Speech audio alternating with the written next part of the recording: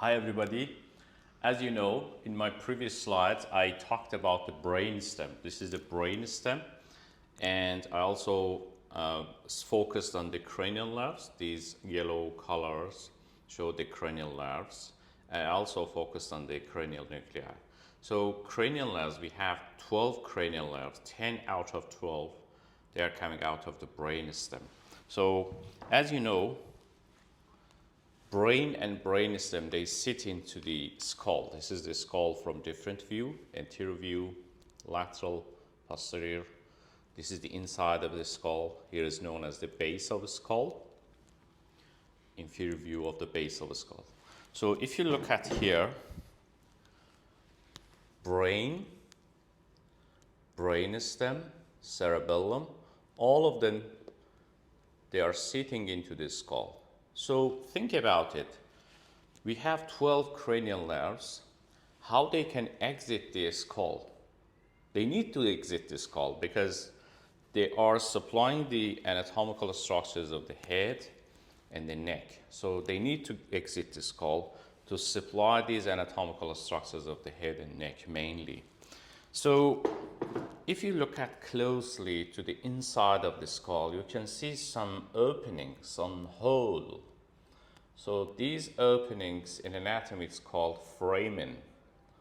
Some of them is called canal and some of them are slit or fissure. So these foramina, canals, fissures, they allow the cranial nerves to leave the skull to get into the targeted organs in the head and neck. So this session I'm going to focus on those openings.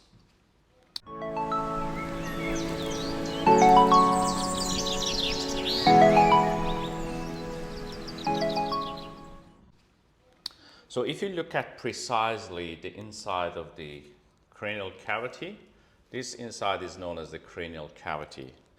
It is subdivided into anterior cranial fossa.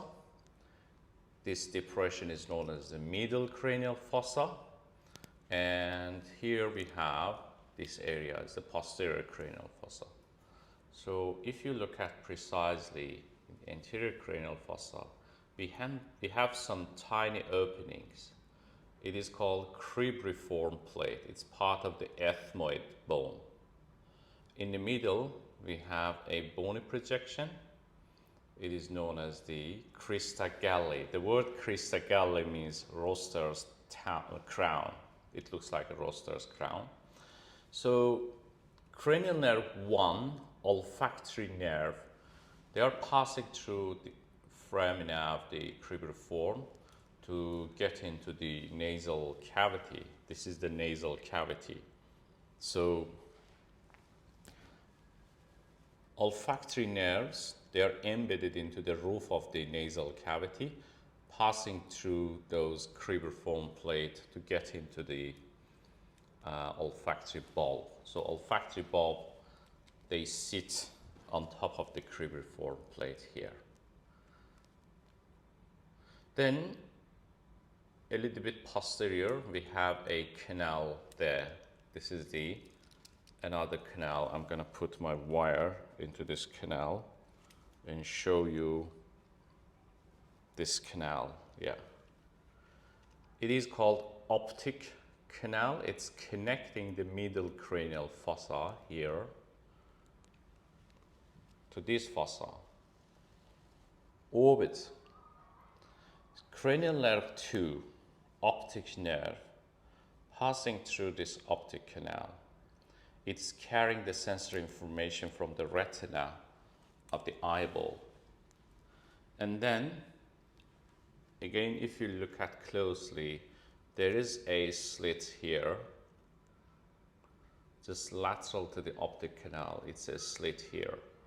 It is known as the superior orbital fissure. Superior orbital fissure, like optic canal, it's connecting the middle cranial fossa to the orbit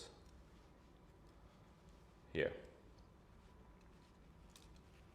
So this is the optic canal. Here is the optic canal. Laterally, we have superior orbital fissure. Superior orbital fissure is a important fissure. It is between the lesser wing and greater wing of a sphenoid. This is the lesser wing. Down here we have greater wing of a sphenoid. In between them we have superior orbital fissure. Superior orbital fissure is really important because cranial nerve 3, 4, 5, first division, and 6 passing through the superior orbital fissure to get into the orbit. Cranial nerve 3, 4, 6, they supply the extraocular muscles outside the eyeball. And 5, first division, which is known as the ophthalmic nerve, it's a sensory nerve, it's supplying the skin on top of the head here, the forehead. And a little bit back to the superior orbital fissure in middle cranial fossa, we have another rounded shape opening here. It is called foramen rotundum. Foramen rotundum. So foramen rotundum connecting the middle cranial fossa to this deep fossa here, which is here. If you look at here, you can see my wire. This is my wire. There is a deep fossa in the face. It is known as the infraorbital fossa. So which nerve passing through the foramen rotundum? Cranial nerve 5, trigeminal nerve. Tri means 3. It has 3 divisions. First division passing through the superior orbital fissure here. Second division passing through here, rotundum. It is called maxillary nerve. Maxillary nerve goes down, passing through this opening and supplies the upper jaw teeth, which is sitting onto the maxilla, maxillary nerve, maxilla. And yeah, it's pure sensory and supplies the skin in the middle of the face as well. Like ophthalmic, it is sensory. Maxillary is also sensory. Ophthalmic supplies here, upper 1/3 of the face. Maxillary supplies the middle 1/3 of the face.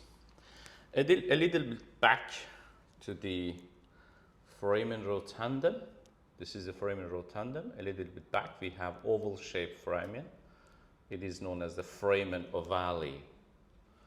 Foramen ovale. It's connecting the middle cranial fossa to the deep to the mandible. So if I put the mandible inside this is the mandible.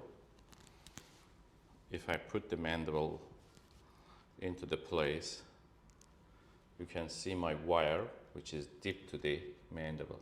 So mandibular nerve passing through the foramen ovale to supply the lower jaw teeth. They are sitting on top of the mandible, and they also supply the skin on the mandible, lower 1/3 of the face. So ophthalmic, this is the ophthalmic, maxillary, and mandible. Ophthalmic passing through the superior orbital fissure, maxillary rotundum, and mandibular passing through the foramen ovale. Mandibular nerve also supplies the muscles of mastication for chewing and speaking. And just posterior to the foramen ovale, this is the foramen ovale I showed you. Posterior to this, there is a tiny opening here. It is called foramen spinosum. Yeah, I'm gonna try to put my wire. Foramen spinosum.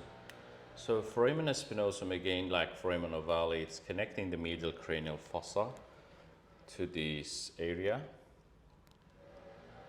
infratemporal fossa. Middle meningeal artery passing through. So it's an artery, it's coming from the maxillary artery, and it supplies the meninges. Meninges covering this area. So middle meningeal artery. So I showed you cranial nerve 1 to 6. They are coming out of the skull through the openings of the anterior cranial fossa, middle cranial fossa.